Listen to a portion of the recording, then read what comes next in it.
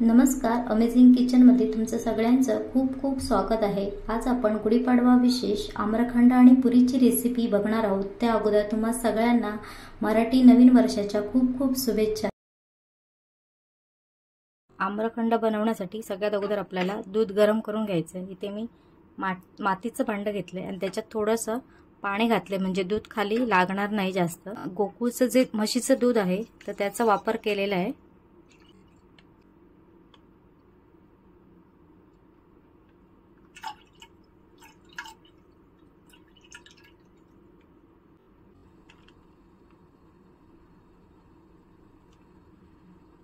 इथे मी दूध गरम करत ठेवले। आता याला छान अशी उकळी आली पाहिजे।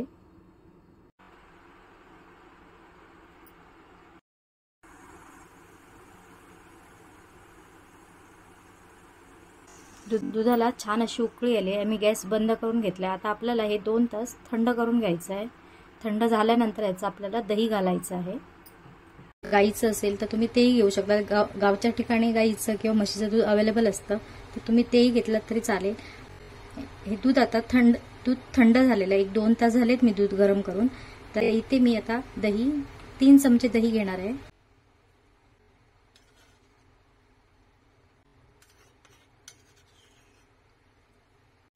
तर आता हे विस्कीने किंवा चमच्याने जसं पाहिजे तसं हे 1-2 मिनिटं ढवळून घ्यायचं आहे। म्हणजे दही छान दुधाला लागलं जातं आणि दही पण छान बनतं। दही लावताना जास्त करून मातीचं भांडं किंवा स्टीलचं भांडं असेल तर किंवा एखादा प्लास्टिकचा डबा जो पसरट असेल असं भांडं घ्यायचं आहे। मातीच्या भांड्यामध्ये विरजण खूप छान जमा होतं म्हणून जास्त करून पूर्वीच्या काळी मातीच्या भांड्याचा वापर हा दही लावण्यासाठी केला जायचा। आता इथे मी दही छान असं मिक्स करून घेतलंय। याच्यावरती आता आपल्याला झाकण ठेवून घ्यायचं आहे आणि झाकण ठेवून हे 12 तास आपल्याला असंच ठेवायचं आहे। उन्हाळ्यामध्ये विरजण लगेच लागलं जातं, त्याच्यावर कपडा घालायची गरज लागत नाही।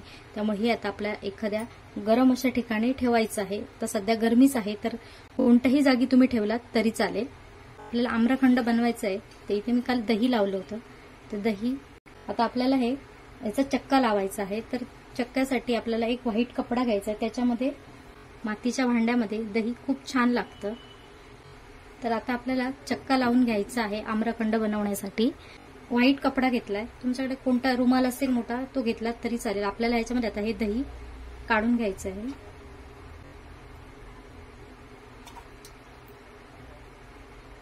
चारही बाजूने एकत्र करून घ्यायचं आहे। त्याच्या खाली मी जाळी ठेवलेली आहे आणि हे जे पाणी आहे दह्याचं ते आपल्याला असं हाताने दाबून काढायचं आहे।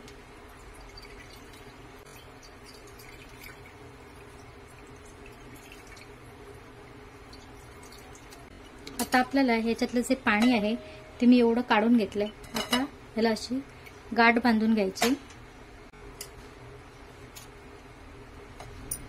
आणि ह्याच्यावरती दगड असेल किंवा छोटा तुमच्याकडे खलबत्ता असेल तर तो ह्याच्यावर ठेवून हे 10 तास आपल्याला ठेवायचंय आणि म्हणजे खूप छान चक्का तयार होतो।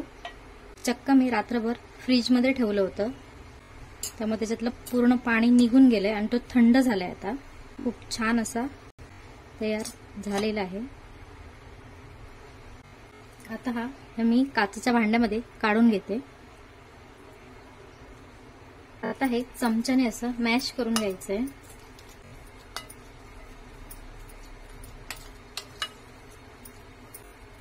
याच्यामध्ये ज्या गुठळ्या असतील त्या मोडल्या जातील म्हणून हे असं चमच्याने मॅश करायचंय। मॅश करून झालेलं आहे। याच्यामध्ये आता साखर घालून घ्यायची। इथे मी पिठी साखर बनवलेली आहे। आपल्या घरी जी साखर असते ती मिक्सरला बारीक करून त्याची मी पिठी साखर बनवून घेतलेली आहे। इथे मी 1 वाटी याच्यामध्ये पिठी साखर घातलेली आहे। आता हे छान असं मिक्स करून घ्यायचं।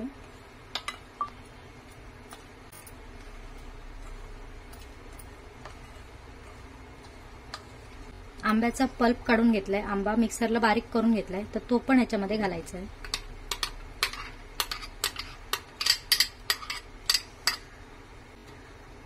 आणि परत एकदा हे सगळं मिक्स करून घ्यायचं। इथे मी दुधामध्ये केसर भिजवून ठेवलं होतं तर ते पण घालायचं आहे। 1 चमचा ह्याच्यामध्ये मी वेलची पूड घालून घेते आणि छान असं हे सगळं मिक्स करून घ्यायचंय।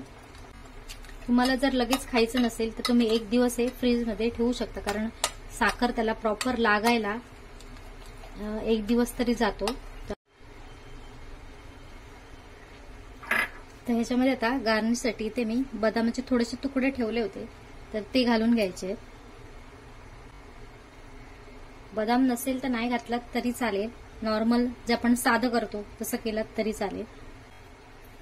थोडंसं पिस्ता आहे तर ते पण घालते।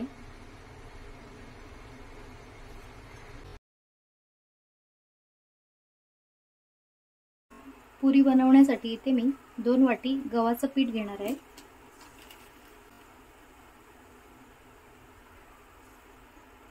त्याच्यामध्ये 1 चमचा आपल्याला रवा घालून घ्यायचा आहे। रव्याने पुरी खूप छान होते। मीठ घालायचं आहे आणि हे सगळं मिक्स करायचं आहे। रवा छान असं मिक्स झाला पाहिजे आणि याच्यामध्ये आता थोडं थोडं पाणी घालून पीठ मळून घ्यायचं आहे। पीठ मळताना थोडंसं घट्ट मळायचं। 15 मिनिटं जेव्हा आपण ठेवतो तेव्हा ते व्यवस्थित छान फुगलं जातं। तर इथे पीठ मळून झालेलं आहे, थोडंसं घट्टसर असं मी पीठ मळलेलं आहे। आता हे आपल्याला 15 मिनिटं झाकून ठेवायचं आहे। तर इथे 15 मिनिटं झालेली आहेत। आता आपल्याला पीठ मळून घ्यायचं आहे, परत एकदा असं मळून घ्यायचं आहे पीठ। त्याच्यावर थोडंसं पीठ टाकायचं म्हणजे पीठ हाताला चिपकत नाही। तुम्हाला जेवढा मोठा गोळा पाहिजे असेल तेवढा करून घ्या। तर इथे मी पीठ लावून घेतलेलं आहे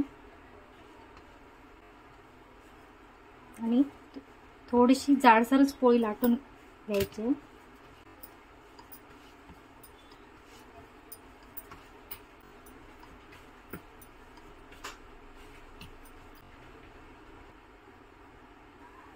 इथे मी पोळी थोडीशी जाडसर लाटून घेतली। पुरी आपल्याला थोडीशी जाडसरच ठेवायची आहे म्हणजे ती छान फुगली जाते। इथे डब्याचं झाकण घेतलंय, प्रेस करून आपल्याला पुरी काढून घ्यायची आहे। एवढी अशी जाडसर ठेवलेली आहे।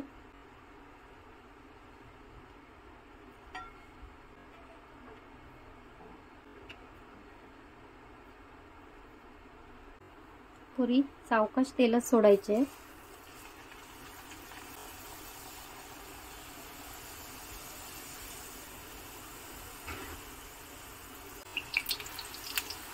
पुरीच्या मधोमध असं दाब द्यायचं म्हणजे पुरी छान फुगली जाते।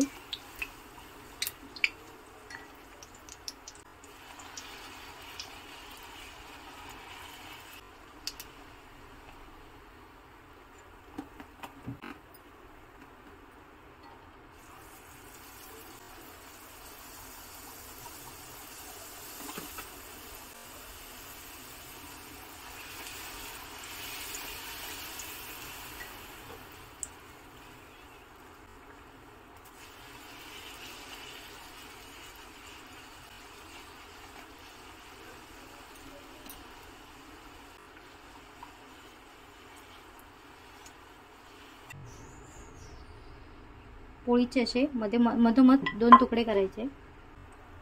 आता आपल्याला हे असंच घालून घ्यायचं।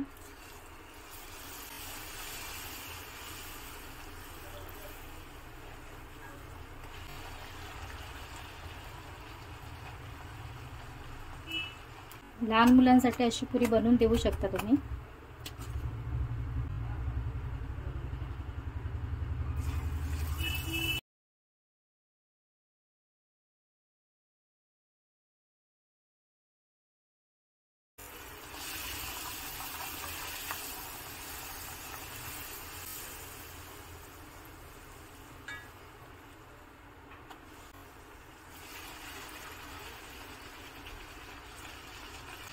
छान अशी नवीन प्रकारची पुरी फुगलेली आहे। तर तुम्ही या गुढीपाडव्याला नक्की बनवा।